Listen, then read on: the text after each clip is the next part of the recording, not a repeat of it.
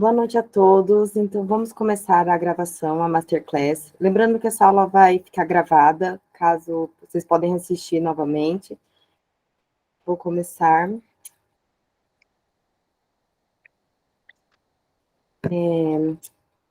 Primeiramente, bem-vindos a todos à primeira Masterclass Medicina do Futuro, realizada pelo Instituto Intac e Laboratório LabClean, com participação especial da doutora Aline Murakami, doutora Alessandra Silveira, doutora Camila Greenfielder. Eu sou Tatiana Yoshizal Bezerra, psicóloga do Instituto Intac, e serei a mediadora desta Masterclass. Esse encontro é destinado a profissionais da área da saúde que queiram se aperfeiçoar e entender a importância acerca da relação cérebro-intestino e suas implicações. Também é relevante para as pessoas que queiram compreender melhor como essa interação acontece e o impacto disso na nossa saúde e qualidade de vida. Lembramos que os ouvintes poderão deixar suas perguntas no chat e, ao término das palestras, os convidados responderão. Para dar início ao nosso encontro, convido a doutora Aline Murakami, que é graduada em Química na Universidade Federal do Equador, graduada em Endocrinologia no IPMED, pós-graduada em Nutrologia da Universidade Uniga de São Paulo, formada em Medicina Quântica em Cotumbio, São Paulo, formada no maior Centro Mundial de Pesquisa e Estudo do Autismo, Síndrome de Down e também Pediatria Integrativa, baseada em patologias adultos infantis, MedMet, nos Estados Unidos, estado da Califórnia. Formada pelo Instituto do Autismo da doutora Thierry Machado, no Rio de Janeiro, no tratamento integrativo para o autismo. Formada no Fellowship da Jovial Clínica do curso prático do autismo, ministrado pelo Dr. Marcelo Bonanza, referência no estudo do Brasil pelo estado da Bahia. Formada em Bioquímica e Metabolismo da Obesidade pelo estado de São Paulo. Formada em Prática Ortomolecular pelo Distrito Federal. Formada em Obesidade e Metabologia pelo Estado de Minas Gerais e pós-graduada em Medicina Integrativa pelo UNIB de Uberlândia. A vasta experiência da doutora Aline na medicina integrativa baseia-se nos tratamentos que se dão a partir da raiz das doenças e não apenas os sintomas, atendendo desde crianças, adultos e idosos, bem como todas as doenças, buscando um diagnóstico através dos exames de sangue e tratamento eficaz baseado na ciência e nos artigos médicos mais recentes. Irei colocar a apresentação dela e ela pode começar. Boa noite a todos, muito obrigada pelo convite. Para mim é um grande prazer e uma alegria enorme estar participando desse evento, falando da medicina integrativa, da importância da saúde intestinal na qualidade de vida. A medicina integrativa me escolheu. Há 8 anos eu estou praticando, é uma medicina que realmente trata a base e a raiz das doenças. É por isso que, para poder reforçar e saber qual é a importância da saúde intestinal, lembrando que existe uma conexão bem grande entre o intestino e todas as doenças, eu quero explicar uma parte do que é o microbioma intestinal. A parte bioquímica vai estar pelo meu grande amigo Alessandro Silveira, que se conheceu no mundo dos congressos, estudos, artigos científicos e tudo mais. Estamos aqui também com a Camila, que é do LabClean. Temos o Intac, que é nosso parceiro, né, com neurofeedback, faz vários tratamentos integrativos também. Estamos, então, com profissionais de saúde altamente qualificados e que temos o olhar integrativo para poder tratar as diversas patologias. Agora sim posso começar com a minha palestra. Então, a medicina integrativa e qualidade de vida, tratamento e bem-estar, a relação do cérebro e intestino. Existe uma relação muito direta entre o cérebro e o intestino e todas as doenças. Vamos, então, para o próximo slide. Esse slide é muito interessante. Por quê? Porque vamos entender qual é o olhar integrativo das doenças. A maioria das doenças, se for pelo olhar da medicina alopática e tradicional, somente vamos tratar as folhas, tudo que você vê, a ramificação da árvore. Mas, na verdade, a raiz, a base das doenças é muito mais profundo. Temos o quê? A inflamação, o estresse, a dieta pobre, as toxinas, alterações do sono, a digestão pobre, a falta de atividade física, tudo isso leva às diversas doenças que estão aparecendo agora como grandes pandemias. Por exemplo, o autismo. O autismo me chamou muito a atenção, porque o autismo, e eu me dediquei a estudar, pesquisar, e fui para a Costa Mesa, nos Estados Unidos, para poder estudar e me aprofundar muito mais. Por quê? Porque o autismo é uma pandemia. E quais são as causas? Temos múltiplas causas. Além das genéticas, temos as epigenéticas. Temos os distúrbios da linguagem, ansiedade, depressão, alterações da tireoide, a desregulação hormonal, o TDAH e hiperatividade, as alergias e os distúrbios da aprendizagem. Então, a base das doenças, as raízes de tudo, está muito interligada com a microbiota intestinal.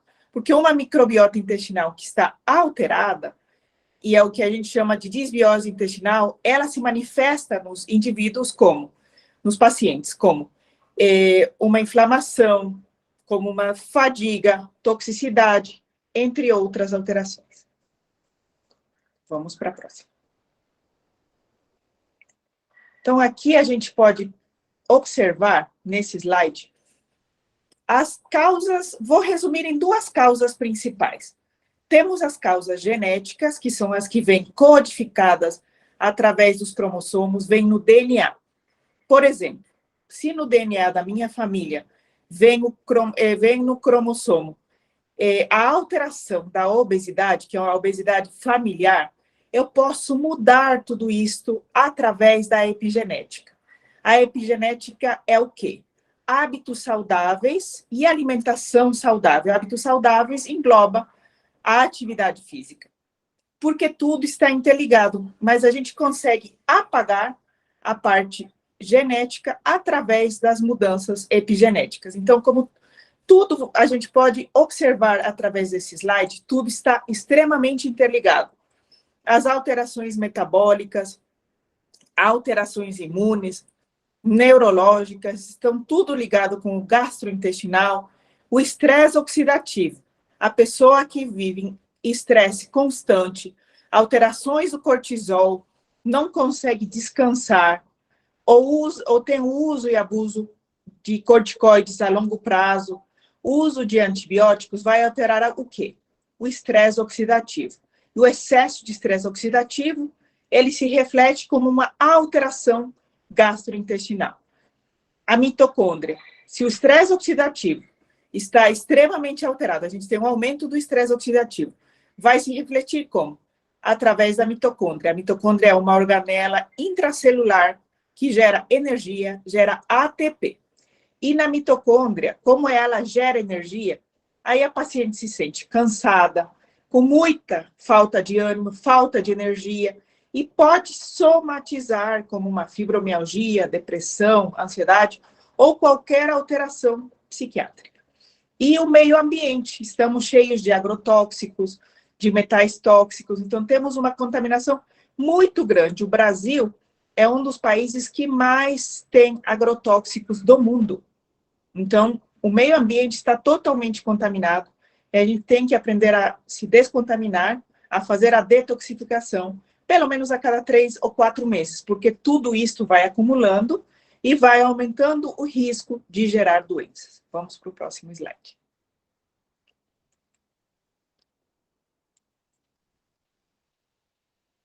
Então, aqui é um resumo, né?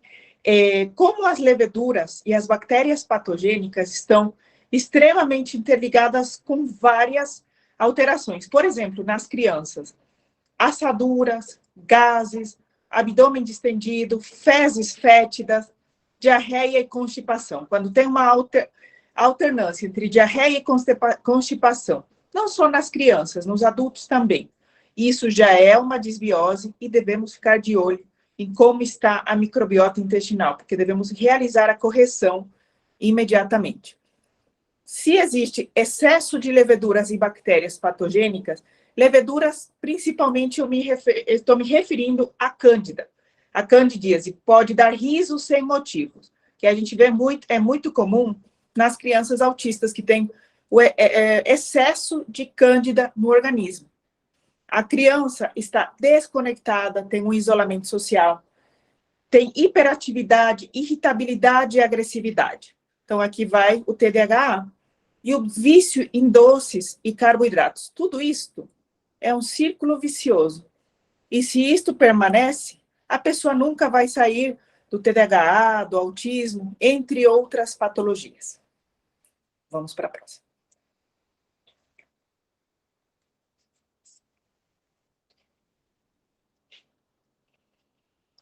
Nesse slide, eu quero que consigamos entender a parte da nutrição e o equilíbrio da microbiota intestinal está extremamente interligada com tudo, com a redução da carga tóxica, metais tóxicos, agrotóxicos. Quais metais tóxicos estão sendo abundantes?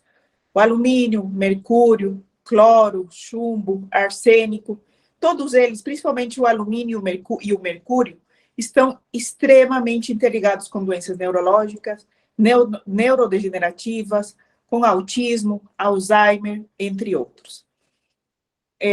Temos a digestão e absorção dos nutrientes e a redução da inflamação intestinal. Por isso é importante analisar, estudar aprofundadamente a microbiota intestinal para poder entender que a nutrição é o centro de tudo. Se a gente não consegue equilibrar tudo isso, o paciente pode estar aparentemente bem, mas é uma pessoa que está desnutrida.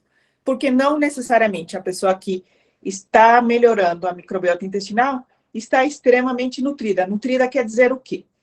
Que pode ter falta de vitaminas, pode ter falta de minerais e outros oligoelementos e outros macro e micronutrientes. Vamos para a próxima.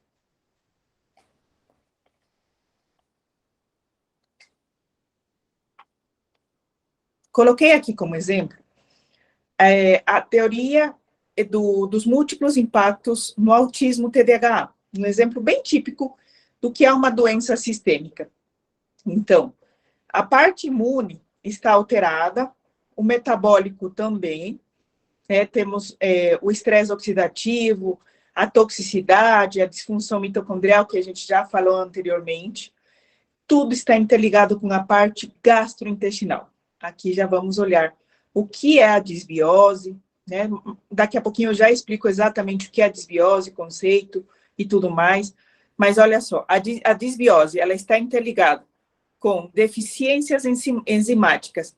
A maioria dos pacientes, principalmente no consultório, eu trato através das enzimas digestivas. Não necessariamente, a priori, a gente começa usando um probiótico, porque todo mundo acha, está com disbiose. A disbiose nada mais é que uma alteração, um desequilíbrio entre as bactérias boas e bactérias ruins que existe no sistema digestivo. E quando existe uma alteração, o paciente se manifesta com alteração digestiva, não necessariamente só o formato das fezes pode ter flatulência. Eu uso um questionário para avaliar como está a saúde digestiva de cada um dos pacientes. Então, cada paciente vai respondendo para eu poder identificar aonde está o grau de alteração. Se está a alteração na absorção, se está na síntese, se está na absorção ou na eliminação. Então, uma vez que identificamos aonde está o grau da disbiose, eu consigo tratar, mas jamais eu indico assim, logo de início, usar probióticos, porque todo paciente, até quando você pergunta, como está a saúde intestinal? Estou fazendo cocô bem. Tá, mas faz todos os dias, tem uma alternância entre um dia faz diarreia e outro dia é constipado? Sim. Então, aí, acontece o quê? Você não está bem. Nosso paciente não está bem, porque o normal é fazer a escala de Bristol 4 e todo o questionário que eu falei para vocês tem que estar dentro do normal, sem flatulências. Qualquer patologia, a gente já identifica como uma disbiose intestinal e precisa ser tratada, para não ter que cronificar e somente ter que tratar as complicações. Aumento da permeabilidade intestinal. O intestino, ele tem o leaky gut, que é a permeabilidade normal que existe. Quando existe uma permeabilidade absurda, passa muitos micronutrientes e não tem uma absorção boa. Então, essa permeabilidade é que devemos sempre procurar estabilizar. E por isso que, primeiro, eu procuro desinflamar, detoxificar. O próximo passo é buscar a que nível está a alteração para estar gerando a desbiose ou o desconforto gastrointestinal. E, posteriormente, sim, se necessário, entrar com probióticos. E a má absorção. A má absorção, geralmente, ele se manifesta ou com diarreia ou com fezes amolecidas, pelo menos 5 a 6 vezes na semana, né? 6 dias. E tudo isto vai levar ao quê? Como consequência, o cérebro, ele está cheio de xenobióticos, de metais pesados, alumínio, mercúrio, arsênico, chumbo, todos eles vão gerar uma neuroinflamação, aí começa a gerar alteração da memória, o paciente tem uma demência ou até Alzheimer. O glúten, a caseína, são alimentos bem inflamatórios, não é moda. O glúten, realmente, ele inflama o nosso cérebro. Ele, todos esses que geram a neuroinflamação, atravessam a barreira hematoencefálica e alteram todo o cérebro. Então, o glúten, ele está presente em quê? No trigo, cevada, centeio e aveia. E a caseína, gente, a maioria fala, bom, eu tenho intolerância à lactose, então vou tomar o leite sem lactose. Mas, segundo os últimos artigos e estudos científicos, o problema não é a lactose, o problema é a caseína, que é a proteína do leite. Então, o que, na verdade, devemos retirar é o leite de vaca. Porque tanto o leite normal quanto o leite sem lactose vai ter a caseína, que é o que gera as alergias. As deficiências nutricionais, 90% da população brasileira tem deficiência de vitaminas, de minerais, e tudo isso é traduzido como qualquer doença. Por exemplo, a depressão. Tem falta da vitamina D, falta da B12, e é suplementada como? Com a metilcobalamina, que é a forma ativa da B12. Doenças autoimunes.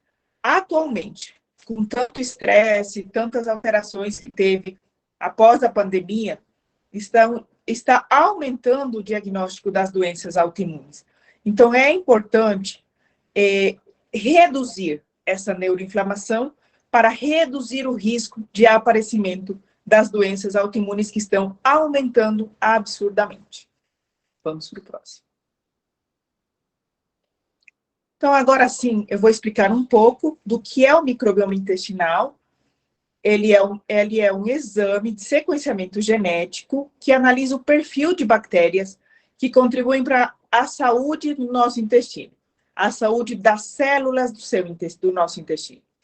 Analisa se há um desequilíbrio, a desbiose da microbiota intestinal, que pode estar relacionada com diversas doenças, contribuindo para traçar melhores estratégias terapêuticas para cada caso. O que é microbioma humano? É um conjunto de micro-organismos que estão regulados, habitam no corpo humano de forma harmônica. São responsáveis por atuar em nossa fisiologia, contribuindo para a saúde física e mental. Além disso, garantem o funcionamento regular do nosso intestino. Vamos para o próximo. É normal ter bactérias no intestino? Sim. Nosso intestino é habitado por mais de 100 milhões de micro-organismos. Temos aproximadamente 10 vezes mais bactérias do que células próprias. Alguns perfis são muito bem-vindos. Bifidobactérias, lactobacilos, Fecalibacterium parasuti e Akkermansia mucinifila. Para que serve o exame microbioma? Na desbiose intestinal, pode causar sintomas como distensão e dor abdominal, flatulência, constipação, diarreia, entre outros. Vários trabalhos demonstram uma associação entre a desbiose com diversas patologias crônicas, como alergias, obesidade, doenças neurodegenerativas, autismo, câncer, doenças inflamatórias intestinais, diabetes, síndrome do intestino irritável, doenças autoimunes, entre outros. O que é o teste do microbioma intestinal? O que o teste é capaz de detectar? Para ser um exame genético, vai descrever os 4 principais indicadores da saúde da microbiota intestinal. Indica a diversidade bacteriana, a relação dos bacteroidetes e firmicutes, as bactérias com atividade anti-inflamatória e pró-inflamatórias. Então, o que pode causar o desequilíbrio da microbiota intestinal? Aqui é que eu quero que vocês prestem muita atenção. Infecções, quimioterapia, estresse, hábitos alimentares, quem come muitos industrializados, com excesso de açúcar, excesso de glúten e caseína, como a gente já viu anteriormente, atividade física, para qualquer ser humano se considerar não sedentário, tem que realizar 300 minutos por semana de atividade física. Hábitos alimentares, estilo de vida, doenças crônicas, uso de medicamentos. Quem usa corticoide a longo prazo, o fato de usar antibióticos também a longo prazo pode alterar a microbiota intestinal. Por isso, tem vários artigos científicos falando. Quem usa antibiótico aí sim tem que usar probióticos concomitantemente para não alterar a microbiota intestinal, para não existir justamente esse desbalance e essa alteração da saúde intestinal. Doenças crônicas, né? O tipo de parto. Muito se fala do parto vaginal, porque o parto vaginal ele aumenta pelo fato que a criança, ao atravessar o canal do parto, ele vai ter contato com toda a microbiota intestinal da mãe. Com isso, vai ter uma melhora da imunidade pelo resto da vida. A qualidade e quantidade do sono. O sono, se não é de qualidade, se não entra no sono REM, você vai aumentar o estresse oxidativo, aumenta a ansiedade, aí vai acumulando toxinas e vai alterar a sua microbiota intestinal.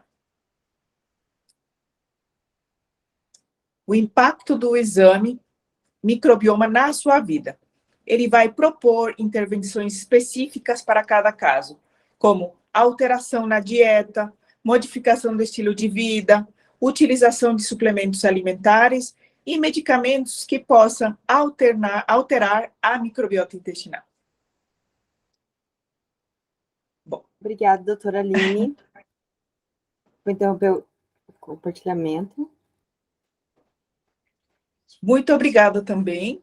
E daqui a pouco eu já volto, né? Depois da intervenção do Alessandro. Agora vai ser o Alessandro que vai explicar a parte bioquímica. Isso.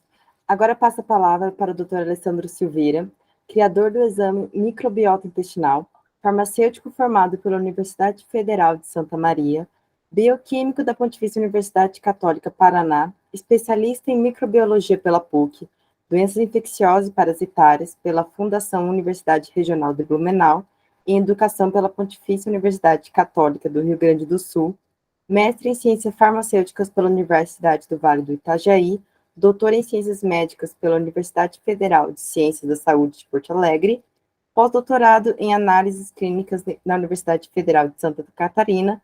Atualmente é professor titular da Medicina de Microbiologia Clínica do Departamento de Ciências Farmacêuticas da FURB, consultor de Microbiologia Clínica e Molecular da DASA, coordenador da área de Microbiologia Clínica da Sociedade Brasileira de Microbiologia, coordenador dos cursos de especialização em Bacteriologia Clínica, com ênfase em resistência bacteriana, epidemias e inovações em saúde da FURB, pesquisador e colaborador dos programas de pós-graduação em Farmácia, Ciência da Saúde, Epidemiologia Experimental aplicada às NUSES, atua em pesquisas de análise metagenômica dos microbiomas intestinal e vaginal, epidemiologia molecular, resistência e diminuição da suscetibilidade do glicopeptídeos Staphylococcus aureus.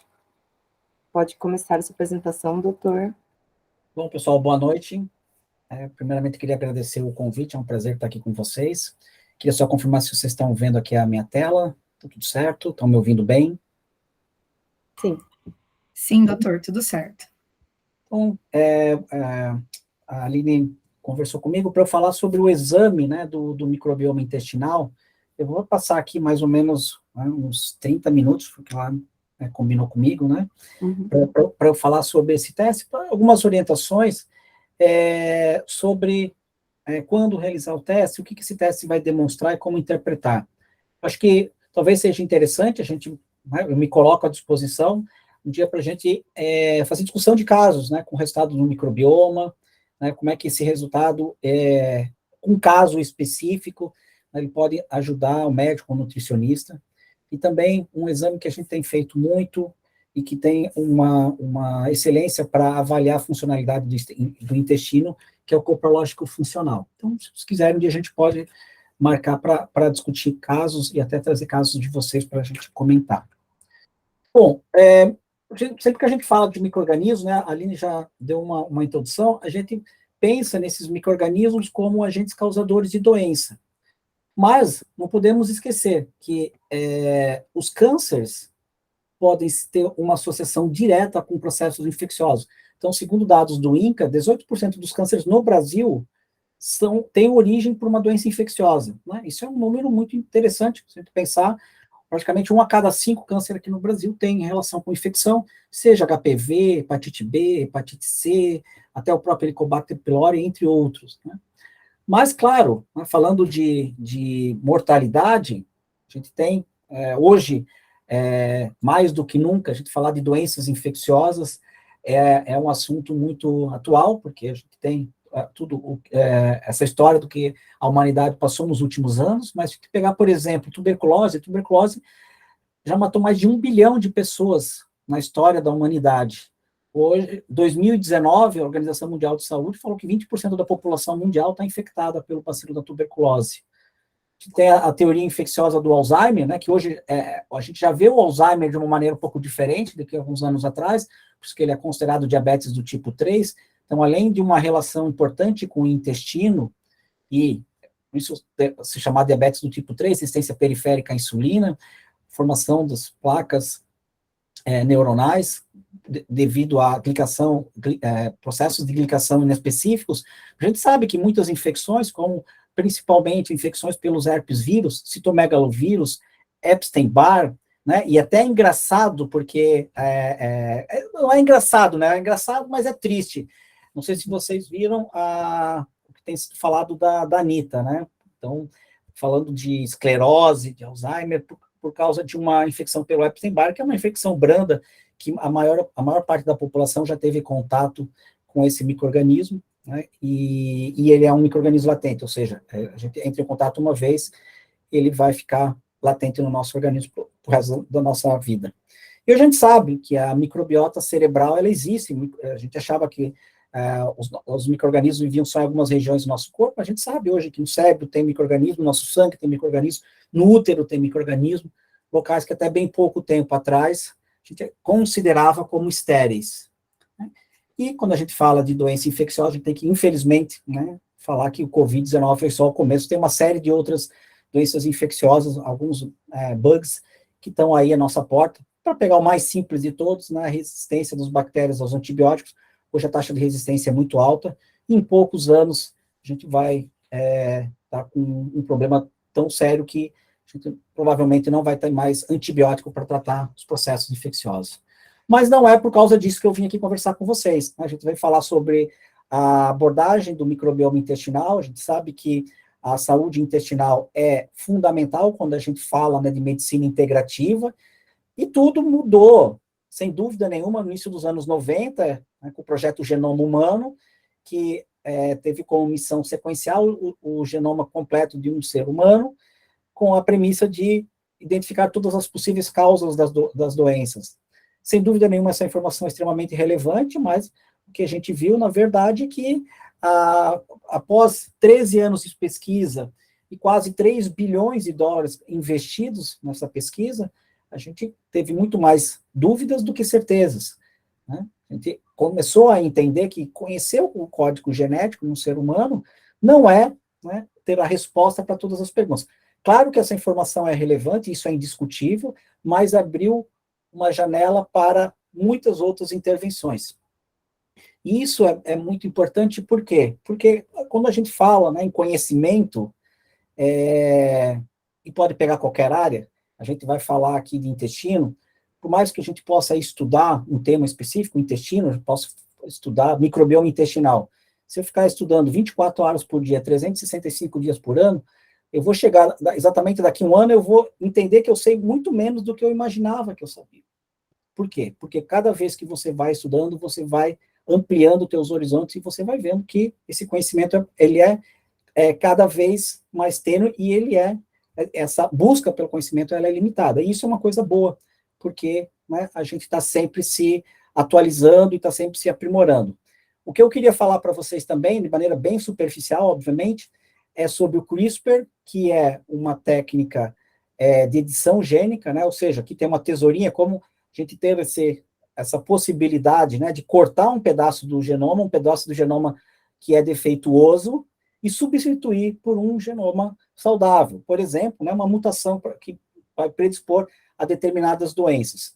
Sem dúvida nenhuma, essa é a principal ferramenta que a gente tem atualmente, que vai mudar a história da medicina, como várias outras já mudaram a história da medicina. Por que eu estou falando isso? Final dos 2019, duas pesquisadoras receberam o Prêmio Nobel de Química, a Jennifer Doudna e a Emmanuelle Charpentier, descrevendo essa técnica de CRISPR, que nada mais é, e aí o contexto que eu tenho para falar para vocês hoje, que sistema imune das bactérias. Então, tudo isso que está revolucionando, já está revolucionando a medicina, é parte de um mecanismo bioquímico bacteriano, a maneira que as bactérias se defendem da agressão de vírus. Então, elas mudam o material genético do vírus e elas pegaram todos esses mecanismos bioquímicos e adaptaram para fazer a edição gênica em humanos. Isso já está acontecendo. Por que também isso é importante? Falando mais especificamente, a gente vai começar a construir um probiótico do futuro. E a Aline comentou, né, quando a gente fala em saúde intestinal e falar em probiótico, é você ter uma abordagem extremamente superficial. O probiótico não resolve o problema do paciente, né? Eu comento que probiótico é atalho para você chegar a um resultado mais rápido, mas ele isoladamente não vai fazer com que teus resultados com o teu paciente sejam duradouros. Então, com a possibilidade de a gente editar a informação gênica com técnicas de CRISPR, posso colocar dentro de um plasmídio todas as características metabólicas, por exemplo, que a gente queira que aquele micro-organismo tenha no intestino desse nosso paciente. Da mesma forma, a gente já vai conseguir editar um microbioma de um paciente utilizando ferramentas de CRISPR. Então, quando a gente fala, né, de CRISPR, que é uma ferramenta de edição gênica para, por exemplo, né, silenciar um gene defeituoso, a gente pode pensar também em utilizar essa ferramenta para melhorar o microbioma de um paciente ou produzir um probiótico exatamente com as condições que a gente deseja. Isso é extremamente inovador e pode ter certeza que já está acontecendo aí ao redor do mundo. Mas vamos lá, vamos falar do exame, né? Para isso que eu estou aqui. Algumas premissas são básicas e que eu preciso colocar para vocês. Primeiro, microbioma intestinal não é teste diagnóstico. Microbioma intestinal não diagnostica nada, né? Já recebi contato, né, por exemplo, de médicos dizendo assim, olha, eu quero pedir microbioma intestinal para o meu paciente para saber se ele é autista. Assim, bom, até clinicamente é difícil, né? Não existe nenhum exame laboratorial, um exame genético que a gente possa isoladamente fazer esse tipo de diagnóstico, como um teste de microbioma poderia fazê-lo. Então, o teste do microbioma não diagnostica doenças, ele vai apenas, né, entre aspas, quantificar e qualificar desbiose. Por quê? Aquele paciente, vamos falar, mas meu paciente está bastante inchado, ele reclama muito de flatulência, de dor abdominal, né, por causa dessa distensão, ele tem um padrão evacuatório bastante irregular. Não vou dizer, não precisa de um teste do microbioma para dizer que ele tem desbiose, mas a gente precisa qualificar que tipo de desbiose ele tem, quantificar que bactérias que estão alteradas no caso desse paciente. Também é muito importante que teste de microbioma não é protocolo de probiótico. Como eu falei para vocês, probiótico é uma intervenção que pode ser útil, sim, mas ela não pode ser superestimada. Que é aquela questão assim, protocolo de probiótico para síndrome do intestino irritável. Bom, a gente tem síndrome do intestino irritável com padrão diarreico, síndrome do intestino irritável com padrão constipado, a gente tem diferentes características de paciente, não tem como a gente pensar num protocolo específico de probiótico para determinada doença. A gente pode pensar, né, em algumas situações, o uso de probiótico para aquele paciente de acordo com o microbioma intestinal deles. Tá? Por isso que eu coloquei aqui, o uso de probiótico é apenas uma das várias estratégias para melhorar a microbiota intestinal. E assim, uma das várias, e talvez uma das últimas. Né? Tem várias estratégias que vêm antes do uso de probiótico.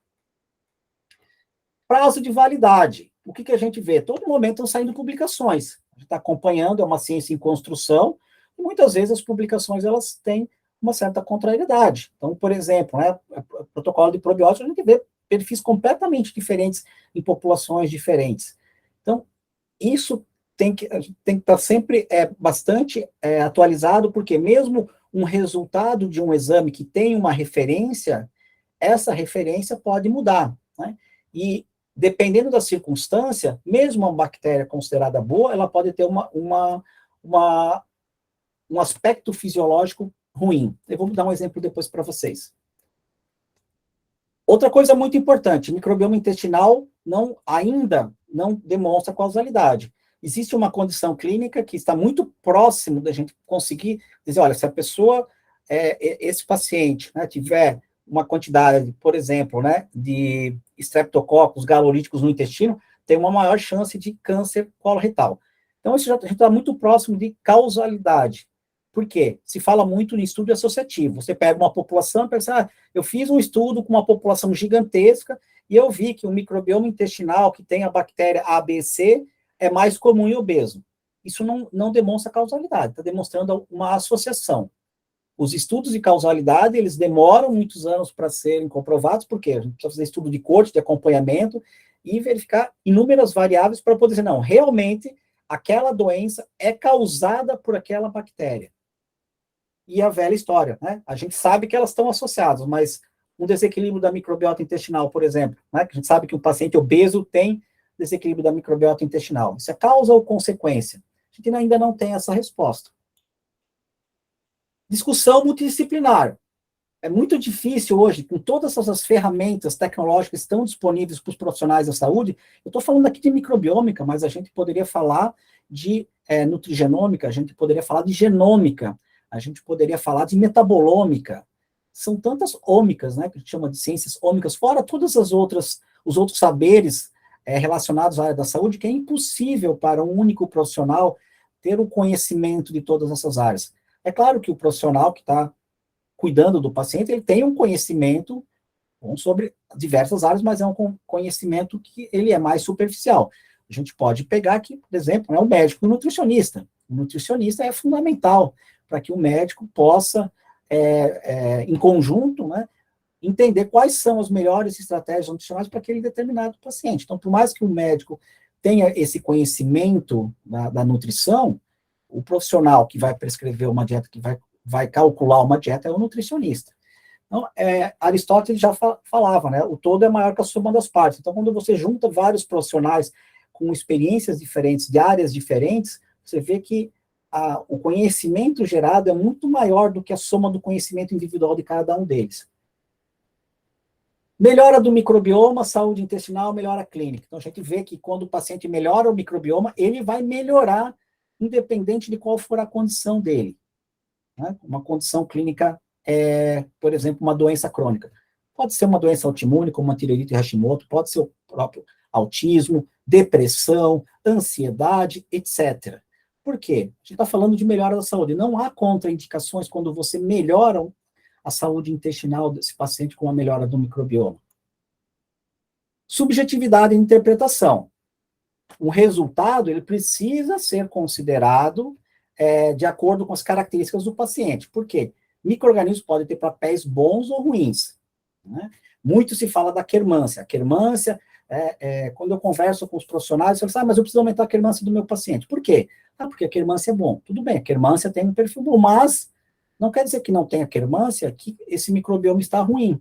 A quermância, ela é uma bactéria mucolítica, por exemplo, né? Então, ela degrada o muco intestinal, isso é ruim. A quermância é por desbutirato em grande quantidade, mas excesso de quermância vai aumentar muito a quantidade de butirato produzido, e o excesso de butirato é pró-inflamatório. Então, como tudo na nossa vida, a gente precisa ter um equilíbrio, não é 8 ou 80. Né? Mesmo a quermância, em determinadas condições, ela pode ter um papel ruim para aquele paciente. Essa abordagem é nova, ela está sendo construída, e ela está construindo agora. A gente está conversando aqui, a gente está discutindo sobre o microbioma, a gente está construindo essa abordagem, todo mundo está aprendendo. Né? Já aprendi mais um pouco aqui com a fala da Aline, vou aprender mais ouvindo ela, a Camila, tudo é muito novo. Né? Então, é muito importante a gente ter bem claro que essa abordagem está sendo construída nesse momento. Eu sempre falo, né? Eu gosto muito dessa frase: exame laboratorial deve ser uma ferramenta para o clínico, não uma maldição. O exame tem que ajudar. Em muitas situações ele pode prejudicar. Então, superestimar resultado do exame laboratorial é subestimar a sua experiência clínica. O exame, ele é importante? É claro que ele é. Mas o exame, ele é adjuvante dentro de um contexto. Os exames laboratoriais, eles precisam obrigatoriamente ser correlacionados com a história e com a clínica desse paciente. Muitas vezes o laboratório até coloca essa informação, uma frase mais ou menos com esse sentido, falando, né, que o exame laboratorial precisa dessa correlação. Talvez, aí poucos exames, vamos dar um exemplo aqui de um exame que não precisa de correlação clínica, o HIV. O HIV reagente é um HIV reagente, não importa qual é a história do paciente, o que ele está sentindo, se é que ele está sentindo, qual é a genética, o que ele vem fazendo da vida dele. É um resultado reagente. O que isso vai impactar na vida dele, qual vai ser o futuro para esse paciente, são outros 500, mas aquele resultado é um resultado indiscutível. Bom, o que eu vejo de desafios, né, quando a gente fala do resultado do microbioma? Então, essa é uma figura que é muito interessante, né? Às vezes eu vejo, quando eu vou conversar com o profissional da saúde, que eles têm alguns parâmetros, alguns nomes de bactéria, e fica pescando dentro de um resultado, né, que tem uma quantidade muito grande de micro-organismos, e fica meio que perdido, e isso é normal. Por quê? Porque, como eu falei, tudo isso ainda é muito novo.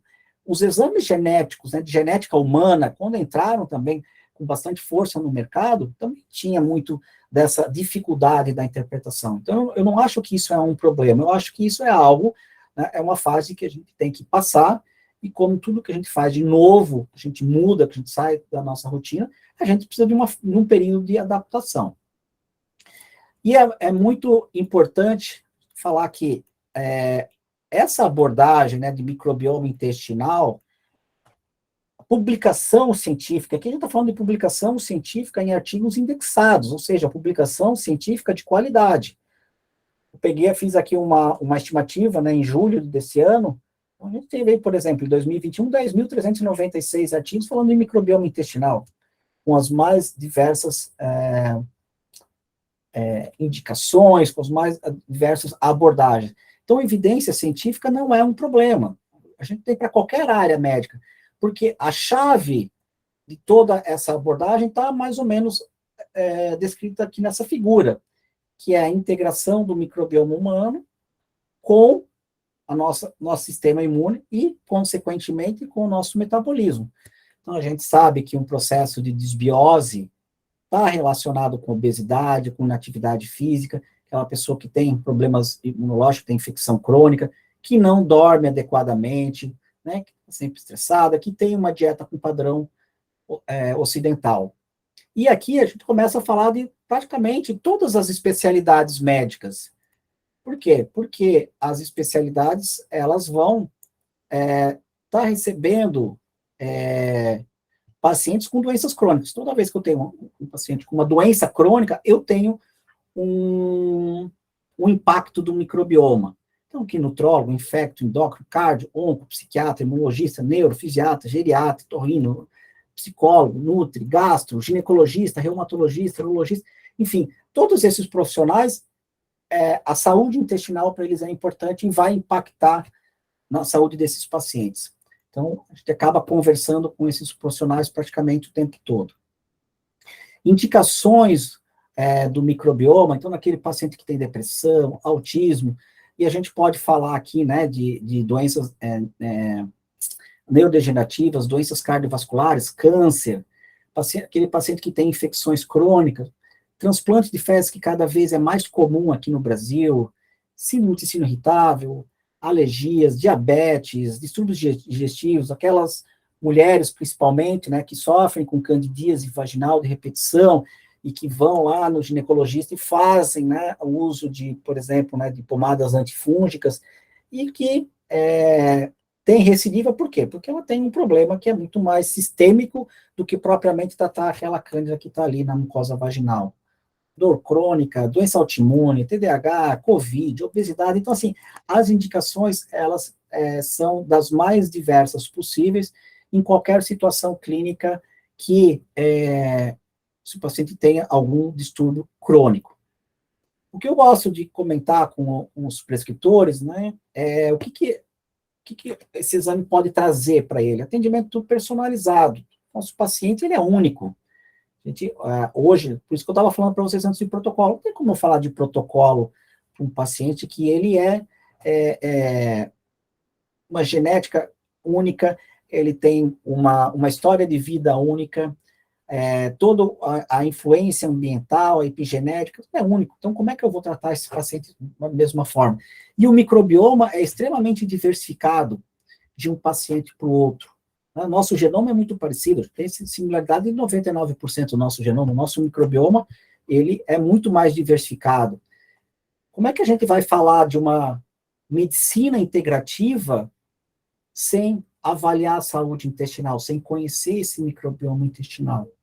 Então, dentro dessa visão mais integrativa, sem dúvida nenhuma, o microbioma ele está inserido. A avaliação da saúde intestinal o que a gente vê muito com esses pacientes, né, pacientes que fazem algum tipo de intervenção, fazem acompanhamento médico, nutricionista, um microbioma antes e após a intervenção é uma motivação, porque ele vê o resultado, né, dele, por exemplo, praticar uma atividade física, ou melhorar o seu sono, melhorar a alimentação, ele vê como é que modifica, além de modificar a qualidade de vida, também ele tem uma modificação que é mais plausível, mais quantitativa, que é o microbioma.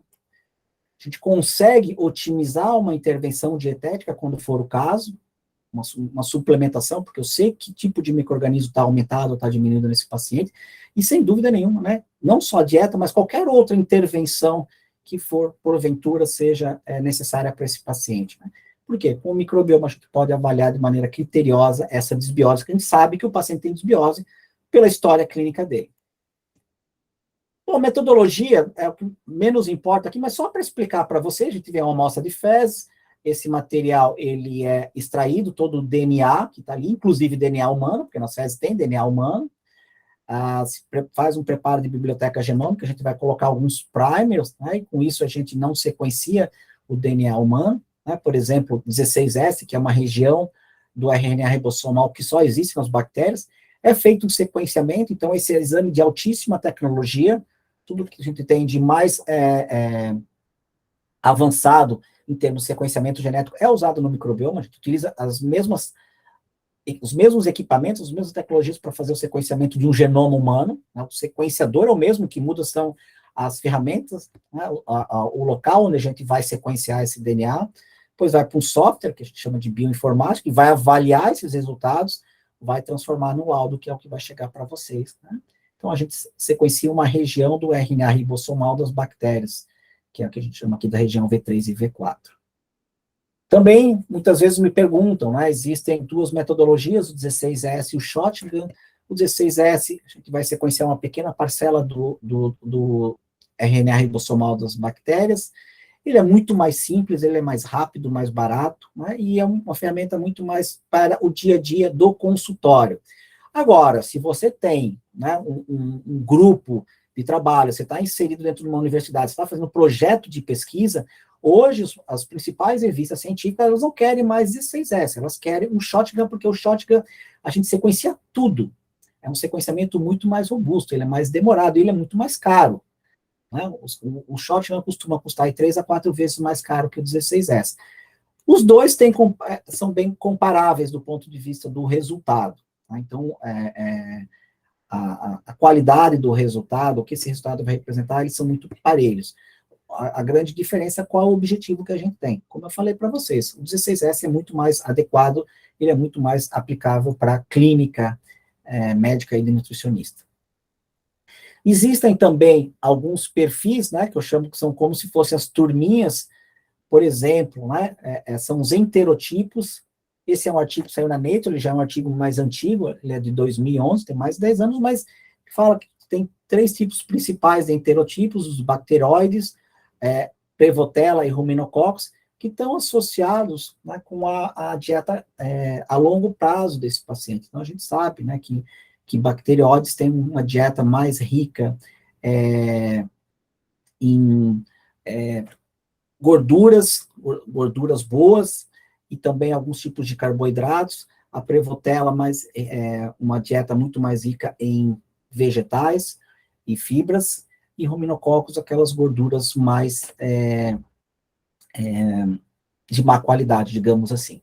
Então, são perfis. Pode ajudar? Pode, para a gente entender um pouquinho melhor o microbioma. Mas, a gente pega o resultado, são 4 principais pilares que vão ser avaliados. A diversidade, quanto maior a diversidade, melhor. A relação entre os filos, né? Hoje mudou o nome, né? Eu coloquei aqui já um nome novo, Bacillota e Bacteroidota, que era Firmicutes e Bacteroidetes. Eu conversei até semana passada com o pessoal, né, dessas principais empresas que fazem, né, o exame do microbioma, e todas elas foram unânimes que vão agora começar a mudar essa terminologia, porque é essa terminologia que é descrita atualmente. Né? Então, a gente precisa se acostumar a não falar mais Firmicutes e falar Bacillota. Né? Bacteroidota ainda, ok, né, que é parecido, mas o Bacillota o pessoal vai ter um pouquinho mais de dificuldade. Então, a gente sabe que 80% a 90% da nossa microbiota está dentro desses 2 filos, e que Bacillota ou Firmicutes tem um pouco mais do que Bacteroidetes. Então, isso é um marcador, é um indicador. Também, avaliar a quantidade de bactérias anti-inflamatórias, que são as bactérias boas, e as bactérias pró-inflamatórias, que são as bactérias patogênicas ou patobiontes. Né? O que é uma bactéria? Qual que é a diferença? A patogênica, ela é patogênica em qualquer condição. Por exemplo, né, uma salmonela. A salmonela no intestino, ela vai ser patogênica. E algumas bactérias são patobiontes. Ou seja, né, elas podem causar doença em condições bem específicas, como, por exemplo, o Clostridium, ou Clostridioides difficile, que ele está lá no intestino. Mas, quando aquele paciente toma muito antibiótico, ele pode causar uma infecção intestinal grave, que é a colite pseudomembranosa. Então, diversidade, como eu falei para vocês, quanto maior, melhor. Né? Claro que eu preciso ter uma diversidade grande, mas de coisa boa. Se eu tenho bactérias pró-inflamatórias, tem muita diversidade, mas com bactérias pró-inflamatórias, isso é ruim. Relação entre os filos, que é uma classificação mais antiga, que a gente sempre vai relacionar com a diversidade. Bactérias anti-inflamatórias, né, que são os marcadores de saúde intestinal. Agora, eu não posso aumentar muito uma única bactéria. Por quê? Se a chave para a saúde intestinal é diversidade, se eu começo a aumentar um grupo de bactérias, eu também diminuo essa diversidade. Isso acontece muito quando se adota alguma estratégia mais específica. Exemplo, tá? Para aumentar a quermância. Já peguei paciente com 35% de quermância. Isso é muito alto. Imagina, 1/3 de cada bactéria está lá no intestino é quermância. Como? Começou a aumentar muito polifenóis, metformina para o paciente, a quermância vai lá para cima. E não tem muito por que fazer isso, né? Aumentar especificamente um grupo só de bactérias.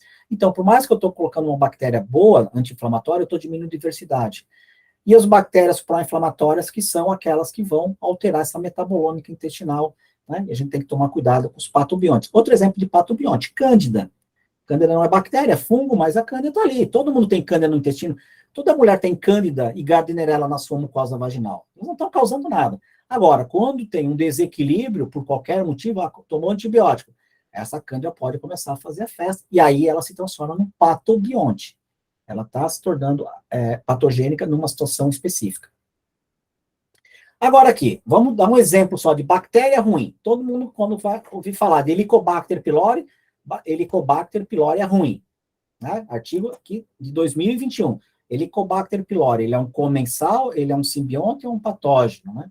O comensal é que está lá no nosso intestino e ele não está causando nenhum problema, mas ele tem uma vantagem em colonizar nosso intestino. Ele é um simbionte quando há vantagem para ele, para o nosso organismo, ou ele é um patógeno? Vamos pegar aqui. Patógeno. Helicobacter pylori, o nosso estômago é um patógeno? Sim, porque ele produz urease que aumenta o pH gástrico, ele tem motilidade, ele tem proteínas de adesão e fator de virulência, e ele está associado com gastrite crônica, com adenocarcinoma gástrico, com úlcera e com linfoma. Então, claro, o Helicobacter é uma bactéria que causa doença, principalmente gástrica. Então, não há dúvida, não tem o que discutir disso. Agora, a gente tem que pensar que o Helicobacter, muitas vezes, ele é vilanizado. Por quê?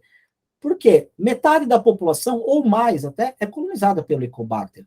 E dessa população que é colonizada por Helicobacter, no seu estômago, menos de 1% desenvolve qualquer tipo dessas doenças aqui. Opa, então quer dizer que não é o Helicobacter que causa. Ele é associado com essas doenças, mas ele não é o que causa. E a gente sabe que, principalmente essas doenças gástricas, a principal etiologia está associada com maior consumo de anti-inflamatórios não esteroidais. Então, o Helicobacter pylori ele tem baixo valor preditivo positivo e baixo valor preditivo negativo para associação mesmo com doença gástrica. Sabe que esses pacientes com doença gástrica têm predisposição genética, eles têm uso de anti-inflamatórios, o estresse, o uso do álcool, o cigarro, estão associados. Então, não é o Helicobacter que está causando isso. E o Helicobacter, ele é um simbionte. Por quê? Ele vai melhorar a tolerância imunológica. Então, vários estudos demonstram em crianças colonizadas com Helicobacter no intestino que elas têm menos processos atópicos, têm menos alergias, têm efeito protetor com asma, reações atópicas, doenças inflamatórias intestinais e refluxo gastroesofágico. Então, eu peguei um exemplo aqui de uma bactéria que sempre que a gente fala dessa bactéria, ela sempre está associada a coisas ruins, a doenças. E não necessariamente, e ela pode ser benéfica para a nossa saúde. Mas isso talvez vocês estejam pensando assim, poxa, está muito estranho, está muito muita informação, né? Mas assim, se a gente pensar, vamos pegar um exame mais simples, né?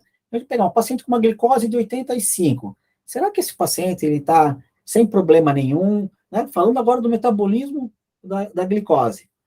Muitas vezes o paciente, fiz um check-up lá, minha glicose está ótima, o pessoal falou que eu estava quase diabético, fiz lá, minha glicose está 85, estou novinho em folha. Mas olha quanto é que está a insulina dele. Né? Então, tudo vai depender muito do ponto de vista que a gente está olhando. Né? Então, cara, com uma glicose de 85, uma insulina de 18, que está dentro do parâmetro de normalidade, mas já está lá no topo. Esse paciente aí, por mais que ele pegando só a glicemia dele, acha que está tudo bem, a gente sabe que esse cara aqui está à beira de se tornar um diabético do tipo 2. Bom, o resultado do exame, já estou passando do tempo aqui, né? Os dados do teste, né? Paciente, prescritor que eu tirei aqui, uma descrição, isso é um exemplo, né, de um laudo. Os laudos têm características diferentes, assim, design, mas eles vão falar a mesma coisa. Ele vai ter um resultado geral, aqui está dizendo um resumo, né, desse aqui, está vermelhinho, vai falar da diversidade, ele vai falar aqui da relação entre os fios. Depois, se vocês quiserem, eu posso mandar resultados para vocês, tá? Só me pedir. Perfil das bactérias pró-inflamatórias e anti-inflamatórias, laranjadinha, azul e cinza, são aquelas que a gente não tem artigos científicos relevantes que possam falar que se é pró ou anti-inflamatório. O interotipo, aqui, predominância de bacteroidetes. As bactérias mais encontradas, ou seja, numericamente, quais são as principais, né, que estão em maior quantidade, e aqueles marcadores de saúde intestinal. Vocês não estão conseguindo ver aqui, mas tem fecalibactério, eubactério, rosebúria, Akkermansia e bifidobactério. As principais bactérias associadas à saúde intestinal. A gente tem que lembrar que, quando a gente está falando de intestino, tem que pensar de outras coisas, né, de saúde intestinal. Quanto tempo eu quero melhorar essa microbiota intestinal? As bactérias têm tempo de crescimento, atmosfera. Por que não tem lactobacillus no exame de microbiota intestinal? Porque lactobacillus é bactéria de intestino delgado. Lactobacillus está numa atmosfera com maior concentração de oxigênio. No intestino grosso tem pouco oxigênio. O pH vai interferir nessas bactérias, concentração de sais biliares secundários, substrato. Se eu quero que tenha uma quantidade maior de determinada bactéria, eu tenho que dar esse substrato para ela, que é o prebiótico. Como é que está a resposta imune desse meu paciente? Como é que está a competição com outras bactérias? Uma coisa é o paciente que está usando antibiótico, por exemplo, que está destruindo boa parte dessa microbiota intestinal. Produção de substâncias antimicrobianas naturais. As bactérias e fungos produzem substâncias que reduzem o crescimento de outros. E como é que está o terreno biológico do meu paciente? Ele está inflamado? Ele está com aumento da permeabilidade intestinal? Como é que está o pH dessas fezes? Como é que está a camada de muco intestinal dele? Ele está com aumento da motilidade intestinal? Que tipo de microbiota ele tem? Ele usa medicamento? E a gente tem 2 medicamentos que, claro, fora antibiótico, que é uma interferência clara e absurda, né? Mas que mais impactam na microbiota intestinal são medicamentos muito utilizados, que são os antiácidos, por exemplo, os inibidores de bomba de prótons, e também os anti-inflamatórios. Estou dando prebiótico para esse meu paciente, ele tem o substrato para crescer bem, tem algum euminto, vírus, fungo ali que pode estar causando algum problema. Então, tudo isso tem que ser verificado quando a gente está falando de saúde intestinal desse paciente. A gente tem que lembrar que essas bactérias, elas dependem umas das outras. Por exemplo, né, o caso da Akkermansia. Né? Então, a Akkermansia, ela precisa de um substrato, que é o acetato. Mas esse acetato, ele vai ser metabolizado primeiro por bactérias. Então, a Akkermansia, o seu substrato básico, ele é um produto, é um metabólito bacteriano, que é o que a gente chama de cross-feeding, alimentação cruzada. Então, não adianta estar cheio de Akkermansia, eu vou colocar um monte de Akkermansia aqui. Já tem probiótico da Akkermansia, se eu não tenho o acetato. E aí, a Akkermansia, o fecalem bactério, com esse acetato aqui, elas vão produzir butirato, que é mais ou menos isso aqui, né? Aqui, mostrando as interações entre esses vários metabólitos que são produzidos, por exemplo, vitaminas, aminoácidos, ácidos graxos de cadeia curta, CO2, hidrogênio, acetato, como essas bactérias, elas estão conversando através da produção dessas substâncias. E é isso que vai mostrar a saúde intestinal desse paciente. Então, não adianta a bactéria isoladamente, a gente tem que avaliar como um todo. Bom, para a gente encerrar, o que eu vejo, né, do microbioma intestinal? Atendimento personalizado, visão mais integrativa, avaliação da saúde intestinal, naquilo que eu falei para vocês antes, né? Motivação para mudança de hábitos, possibilidade de otimizar a dieta, maior assertividade para intervenções, avaliação criteriosa da desbiose. Então, repetindo exatamente o que eu coloquei lá no slide anterior, com o microbioma intestinal, o que eu posso ter? Então, isso aqui que a gente tem que sempre reforçar. E, claro, né, o que eu vejo de perspectiva? Eu não vejo nem perspectiva futura, isso já está acontecendo. Cada vez mais, essas tecnologias que são baseadas no sequenciamento genético, todas elas, qualquer tecnologia com sequenciamento, ela está ficando mais barata, ela está ficando mais acessível. E acessibilidade não tem só relação com preço. As pessoas estão entendendo melhor, né, os profissionais da saúde. A partir do momento que eles entendem melhor, eles veem mais utilidade para benefício do seu paciente, da uso desses testes, eles vão prescrever mais. Eles prescrevendo mais, elas vão ficando mais baratas. É como qualquer... Se a gente pensar, né, nosso celular é o principal exemplo disso. Cada vez ele é menor, muito mais potente e, tirando alguns exemplos aí, ele vai ficando mais barato. Até porque, se a gente pegar o celular, a tecnologia que ele tem ali, se a gente pensasse há 10 anos atrás, era a tecnologia de supercomputadores que seriam necessários para qualquer pessoa. Então, eles estão sendo utilizados em larga escala, muito com essa abordagem, né, de multi-ômicos, de várias estratégias e abordagens diferentes dentro das ciências ômicas. Claro que todas as empresas hoje, elas estão atuando com uma inteligência artificial muito importante. Para quê? Para que esses testes baseados em multi-ômicos, eles possam ser interligados e possam ser traduzidos em informações que, associadas à experiência de cada profissional, vão promover uma assistência mais qualificada e efetiva. E para a gente falar aqui, né, eu represento análises clínicas, eu gosto muito, né, do Círculo Dourado, né, a gente pensar em como e porquê, que é a abordagem lá Comece pelo Porquê, do Simon Sinek, né. o que análises clínicas faz? Ela oferece exame laboratorial, fornecendo dados aos médicos para auxiliar na sua tomada de decisão. É isso que o exame laboratorial, qualquer um, né, ele vai oferecer informações. Para quê? Para que esse médico, nutricionista também, né, possa tomar a melhor decisão, ajudar, né, no conhecimento desse paciente. Como análises clínicas faz isso? Procurando manter um bom relacionamento, com serviços logística adequados, preço compatível, qualidade indiscutível, né? Os laboratórios hoje, todos eles precisam, lei, tem critérios muito rígidos de qualidade, prazos adequados e todo o suporte necessário. Então, isso é como a gente faz. Agora, o mais importante é o porquê, para contribuir efetivamente na qualidade de vida e saúde da população, que isso é o propósito, né, dos laboratórios de análises clínicas. Então, acho que isso é muito importante a gente reforçar aqui que tudo está aqui por um motivo, né? E como eu falei para vocês, um livro super famoso aí do Simon Sinek, Comece pelo Porquê. Então, fico à disposição aqui de vocês, deixo aqui meus contatos, né? Agradeço a oportunidade de estar aqui conversando com vocês e acho que depois a gente vai ter o momento das perguntas, né? Mas eu vou estar aqui até o final à disposição de vocês. Obrigado. Obrigada, doutor. Eu vou compartilhar com vocês o exame que a doutora Aline me mandou, para vocês poderem explicar um pouquinho.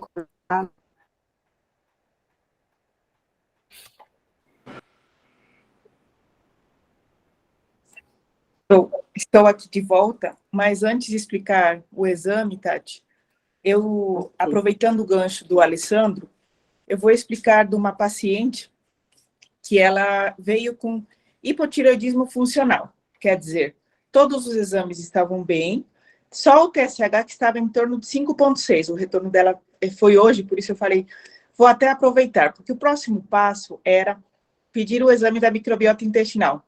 Comecei fazendo o quê? Desinflamando, coloquei as vitaminas em dia, a vitamina D, o zinco, porque a queixa dela era constipação, fadiga e não consegue emagrecer. Aí, quando melhorei toda essa parte, já melhorou as vitaminas, foram injetáveis e tudo mais, porque é uma paciente constipada, né, o nível de absorção é reduzido.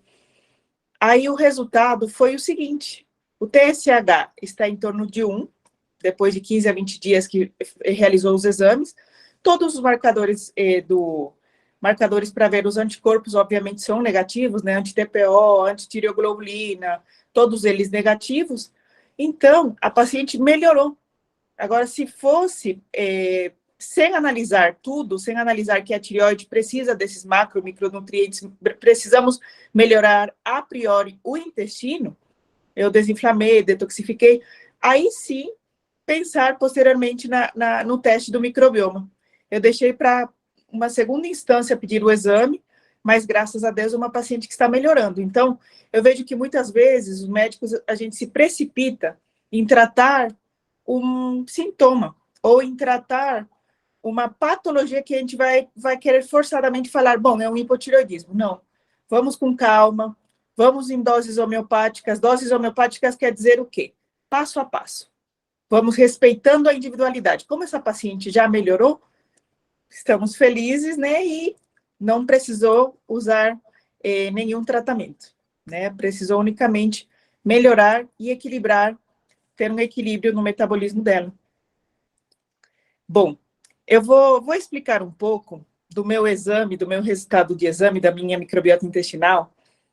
Eu fiz, né, porque eu tinha curiosidade de saber como está a minha saúde intestinal. A gente discutiu o meu caso também, né, para poder ver como melhorar a saúde intestinal.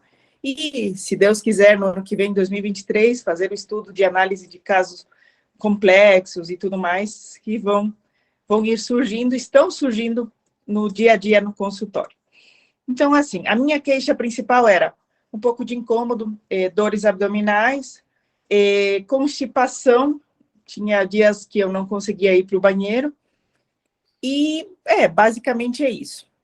Então, assim, no análise do microbioma intestinal, a gente pode ver aqui que... pode continuar, Tati. Existe um predomínio de algumas bactérias, né? Estou conseguindo enxergar muito bem. Você abre meu Deixa eu teste. aumentar aqui.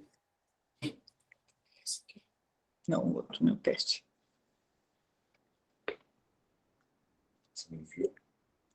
Não.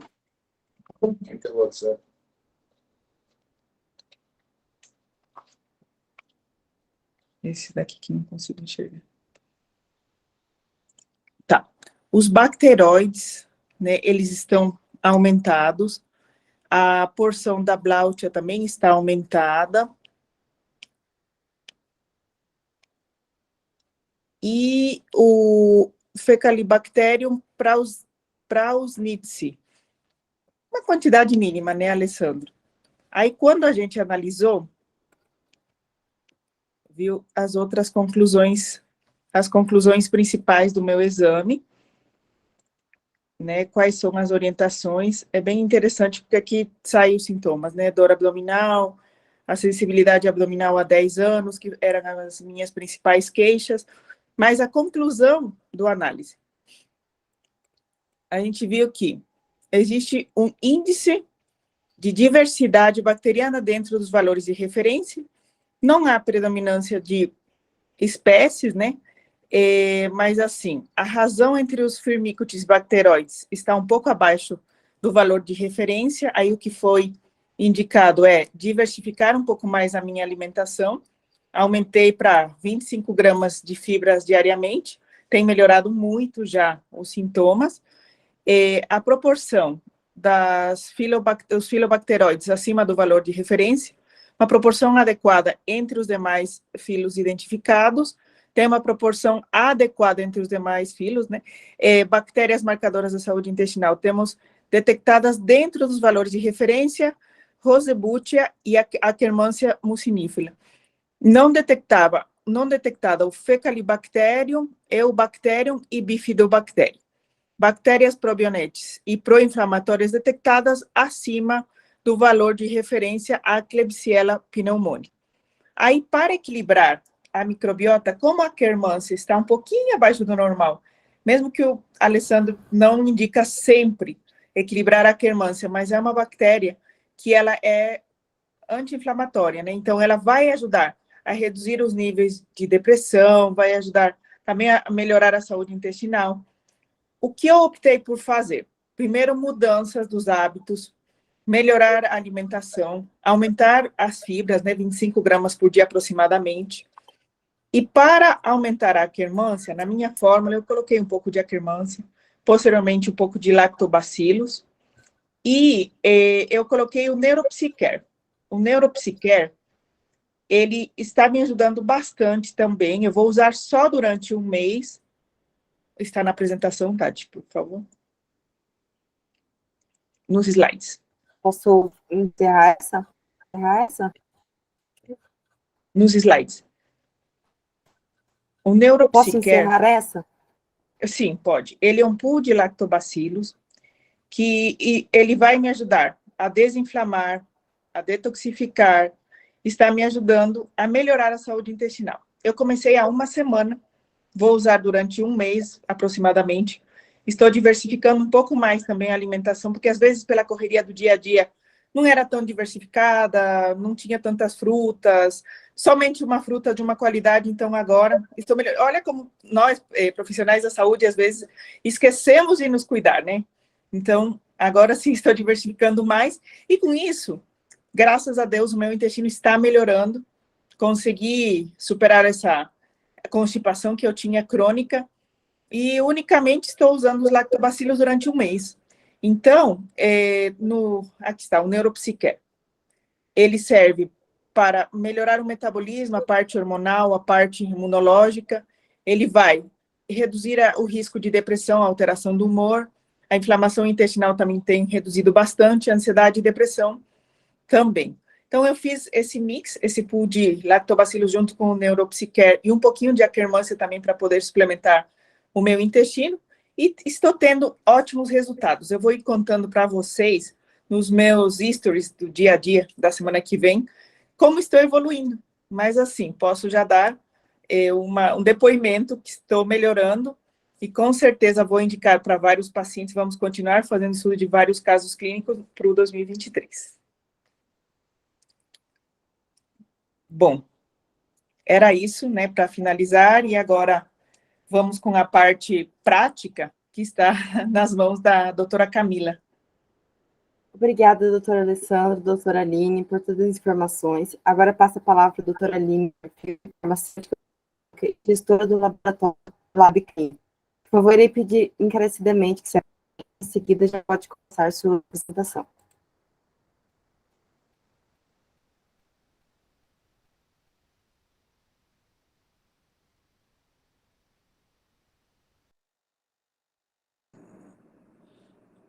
Boa noite. Boa noite. Boa noite a todos. Estão ouvindo? Eu estou aqui agora. Boa noite ao doutor Alessandro, a todos vocês, doutora Aline. Depois dessas elucidações tão enriquecedoras deles, fica um pouco mais difícil para eu falar, né? Então, eu vou falar aqui curiosidade a respeito da coleta do material. Existem muitas pessoas, pacientes que chegam ao laboratório e com material, com a solicitação do microbioma intestinal com material já coletado num coletor convencional. E isso daí eu acho que essa parte eu acho que é muito importante contribuir, né? O material ele é coletado num kit específico, né? É um kit, eu não sei se eu consigo ajudar mostrando dessa forma aqui, né? É um kit assim que ele já vem uma caixinha. Aí a gente tem aqui, ó, a gente tem um saquinho que vem com uma proteção, né, que a gente veste o vaso sanitário, vamos dizer assim, dessa forma, né, veste o vaso sanitário para fazer a coleta das fezes, né, por que isso? Para não entrar em contato com o vaso sanitário e não contaminar com outras bactérias que não vai ser do microbioma do paciente. Então, a gente vai vestir, vai fazer a coleta aqui, e uma parte muito interessante é que as pessoas, elas pensam que o mais é melhor, né? Então, a gente já teve algumas recoletas por conta dessa conduta. A gente tem no kit um cotonete, um suavezinho, que a gente faz apenas, a gente suja a pontinha do cotonete com o material coletado. Não pode nem pegar um pedacinho, senão dá, por muita quantidade de amostra, a gente pode ter essa recoleta. Então, só suja o suavezinho, daí a gente tem um tubo, né, que ele vem com uma solução estabilizante, a gente coloca esse suave, quebra numa marquinha que tem, e homogeniza e coloca aqui dentro desse envelopinho, né, identifica, logicamente, que tem como identificar, e envia ao laboratório. Eu acho importante falar, porque... e aí ainda tem um formulário que tem que ser respondido. Então, não é uma simples coleta, não é uma coleta convencional, é uma coleta que tem todo um rigor. Tem que ser coletado, não pode, tem que evitar a contaminação, não é em qualquer coletor, tem que ter o kit, a pessoa, o ideal é que vá um dia anterior, ou qualquer dia anterior à coleta, preenche o formulário, pegue o kit, pegue as orientações para poder dar seguimento dos exames sem mais nenhuma intercorrência. Essa daí é a minha contribuição da noite, orientar a coleta do material. E eu agradeço imensamente, né, a palestra, as elucidações do doutor Alessandro e da doutora Aline, que muito contribuíram com a gente hoje. Muito obrigada a todos. Muito obrigada para todos os autores. Estamos abertos para perguntas, se alguém tiver alguma questão.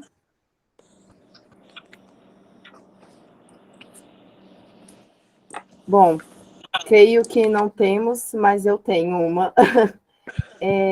Pode ser respondida por qualquer um. Eu li um livro uma vez muito didático, que Somos 10% Humanos, da Alana Collin, se eu me lembro, E aí eu queria saber algumas estratégias que a gente pode fazer na alimentação, exercício físico, para melhorar a quantidade de bactérias anti-inflamatórias no nosso intestino.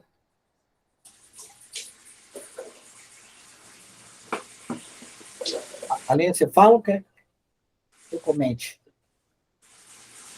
Pode falar, Alessandro. Bom, algumas coisas são importantes, né? Então, assim, para a gente melhorar o microbioma, são 4 ações, né?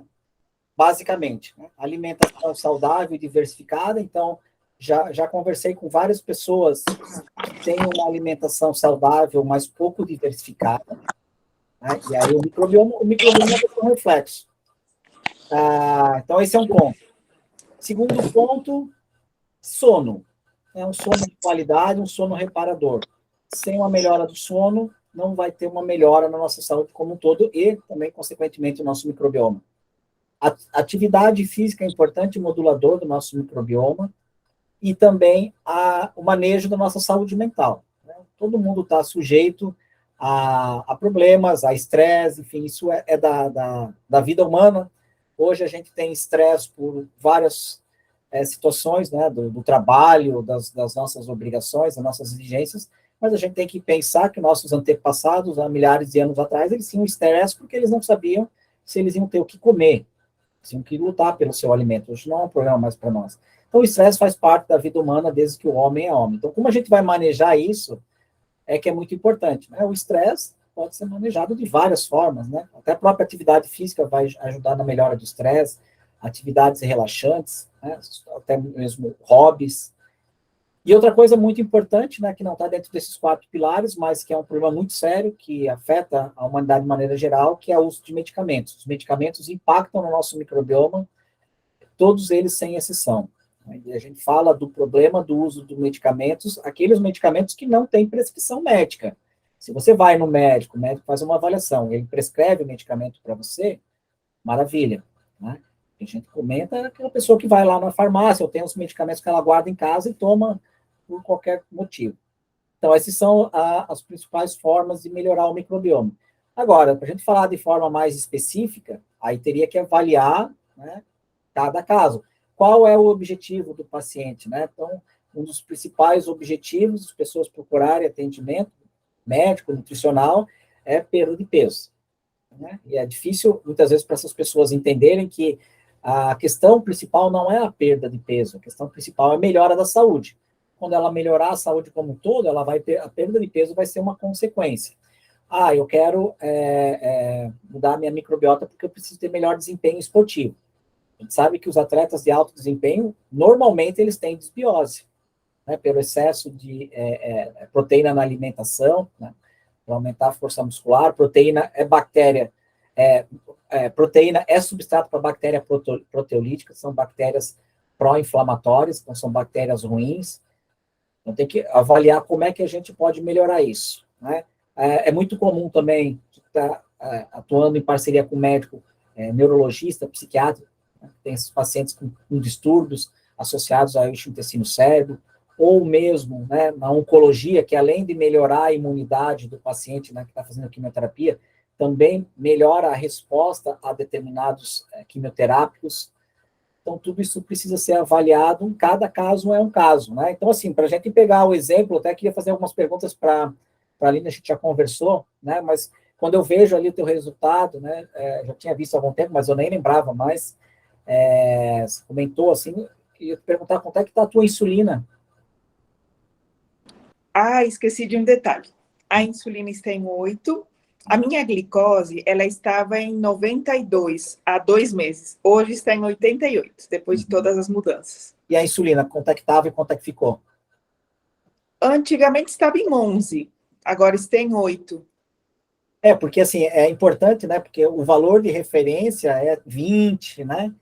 Dependendo do laboratório, que a gente sabe que uma pessoa com insulina de 20, né? Não precisa nem estar 20, né? 15 já é muito ruim. Mesma coisa um TSH, né? Um TSH de 4,5, 5, dependendo do laboratório, é considerado como normal, né? Mas a gente sabe que já está alterado. E assim, por exemplo, você tem algumas bactérias proteolíticas, porque no caso do teu resultado, o que a gente vê ali? Não é nem a questão, né, das bactérias que estão presentes, mas a gente vê uma ausência, uma quantidade muito pequena de bactérias com perfil anti-inflamatório, né? Mesmo as que estão ali estão em concentração muito baixa, isso que chama mais atenção, porque apesar disso você tem uma boa diversidade bacteriana. Também eu te perguntar assim, se você teve problemas de infecção urinária, de repetição, porque tem algumas bactérias ali que são proteobactérias que causam infecção urinária, por exemplo, a Klebsiella. A Klebsiella, né? É um dos Não tenho. Não tenho. Até porque eu como bastante cranberry. Sim. Mudei totalmente a minha alimentação, é bem mais diversificada, né? E outra coisa também que a gente sempre vê nesses casos, assim, para falar de uma coisa mais específica, né? A questão dos hormônios femininos, né, os estrógenos, por causa desse desequilíbrio da microbiota intestinal, às vezes pode ter mudança nesses hormônios, progesterona, os estrógenos, LH, FSH, dependendo da idade da mulher, pode ter questões relacionadas a ciclo menstrual, ovulação, que pode estar sendo comprometidas com essa desbiose intestinal.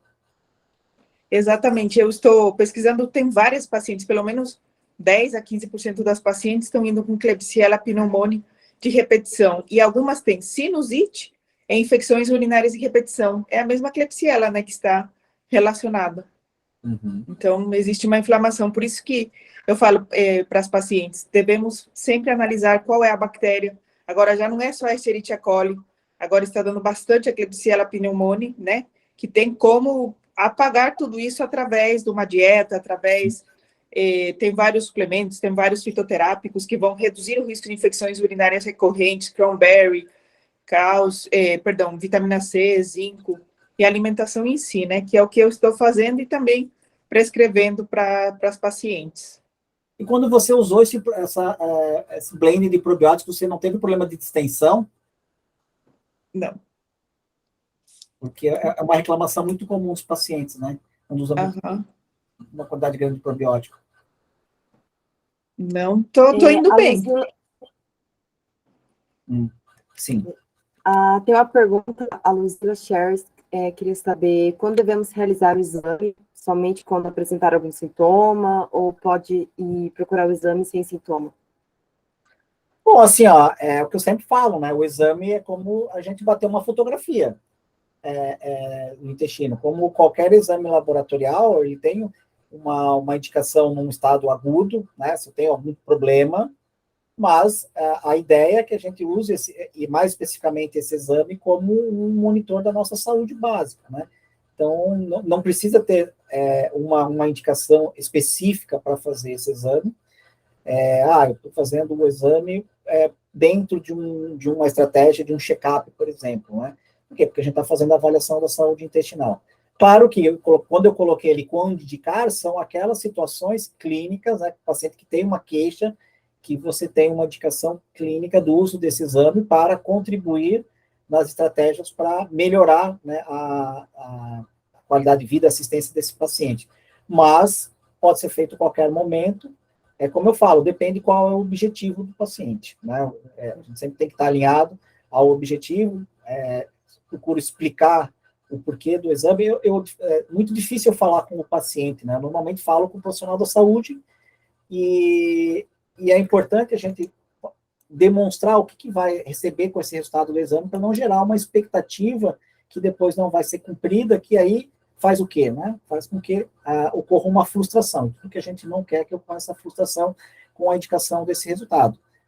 Então, eu não vejo nenhum motivo, essa é a minha opinião, de fazer o teste recreativo. O que é o teste recreativo? É você comprar, receber na tua casa, fazer e vir o resultado para você. Você que eu digo, não profissional da saúde. Por que eu vamos supor, eu não sou profissional da saúde, eu vou pegar um estado do meu microbioma, o que eu vou fazer com aquilo? A gente sabe que isso é muito comum nos Estados Unidos, mas eu não acho interessante. Por quê? Porque aquele resultado ali não tem valor nenhum se não passar pelas mãos de um profissional da saúde. Então, eu acho que tem que avaliar a necessidade, o profissional de saúde que está atendendo, né, médico, nutricionista, verificar se ele acha importante naquela situação prescrever, porque o exame é como qualquer coisa, não é para todo mundo, nem o tempo todo, tem indicações, né, há momentos que ele vai ser mais útil. E quando ele é útil, aquela coisa, né, do custo-benefício. Aí ele faz se pagar, ele faz valer a pena, né, a realização. Agora, quando faz sem um objetivo, sem um motivo, ele realmente, muitas vezes, é um exame que não vai agregar valor, né, como no caso desse paciente. É assim, essa é a minha opinião, né, talvez a Aline possa complementar. Eu estou pedindo, assim, bastante para as patologias crônicas, por exemplo, como adjuvante de uma alergia, pacientes pós-bariátricas, obesidade, né, doenças neurológicas, neurodegenerativas, ajuda bastante. Então, assim, estou solicitando nesses casos que vale a pena, porque vamos ter um antes e um depois, vamos ver a evolução e com certeza vai melhorar, né? Porque nosso intestino tem uma conexão direta com todas as patologias citadas. Então, eu acho interessante, assim, usar, mas com critério, como você mesmo falou, né, Alessandro?